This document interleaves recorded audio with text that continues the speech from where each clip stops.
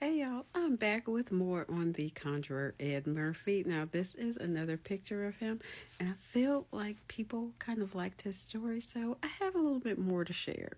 He lives by himself and meditates a lot, and he does not like to be bothered by other folks. He does his vision seeking by taking a clear pebble and dipping it through water and then looking through the pebble. He calls it the beauty rock and says it's the same stone David used to kill Goliath. And he doesn't hesitate to let you know that he is a very religious man, as most conjure doctors were. Now, the interviewer goes on to say that a scared Negro man told him that he personally witnessed Ed Murphy change himself into a cow and then a cat. And of course, Ed doesn't deny doing any of these things because it makes his reputation just that much more prestigious. And then Ed Murphy tells the interviewer about a conjurer named Shadrach who could also take himself out of his skin, turn himself into an owl or any other animal, fly around, and then come back into human form.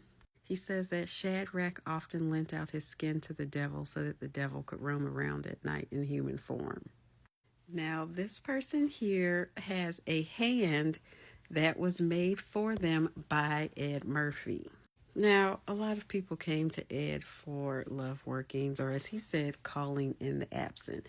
And he had a ton of ways for people to do this. But he says the simplest way to get someone to come to you or to return home is to urinate on a piece of red flannel.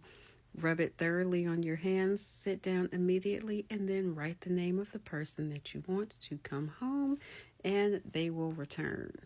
And he also says that a lot of men frequently did that. He says that if you suspected someone of taking up your foot tracks, set the last place that you walked to where you suspect that the tracks were taken, light it on fire, and that will kill whatever they tried to do to you. There was also an instance of a man and a woman who were having some trouble. One day, Ed Murphy walked over to the man and basically said, your wife isn't respecting you. She isn't taking any money from you. And so he handed the man $5. The man handed it back to him. Ed Murphy gave it back to him again and said, no, give this to your wife. And when the man gave his wife the money, they were basically able to reconcile their differences, and they had a very long-lasting, happy marriage. Oh, and this final working from him is a good one as well, and it's on how to dodge the law. You take roots of a peace plant, parched and pounded into powder.